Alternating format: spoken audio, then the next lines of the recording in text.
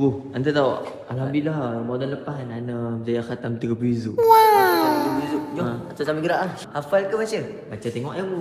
Baca tengok je. Ha. Ana, terlepas kan? Terlepas. Ana baca sambil hafal. Ana murojaah, Ana baca kat depan orang. 30 juzuk. Kita tasmiyah 30 juz. Ha? Habis Ramadan. Ya. Masya Allah. Ana syarah 2 kali. Bulan Ramadan. Ramadan. Jap. Hantar tarawih tahun lepas penuh tak? Ada yang sahih dua Ana tertinggal ya Bu. Oh, tak penuh lah. Tak benar. Oh. Oh. Ana maaf cakap Ana. Eh? Ana tarawih penuh. Penuh? Lepas tu lagi belakang imam. Lepas tu kadang-kadang Ana jadi imam. Hebat nyata. Ana rasa tinggal barang Alman. Ya. Ya, tengok tengok. Ini lebih-lebih Pak. Ha? Tak apa. Karena Ramadan nak main ni adalah jemputan. Oh, Anda dapat jemputan. Anda minta cakap lah, Anda nak share sikit lah. Yang akan datang ni, Anda dapat jemputan 30 masjid. Okay, setiap malam dah tukar-tukar masjid.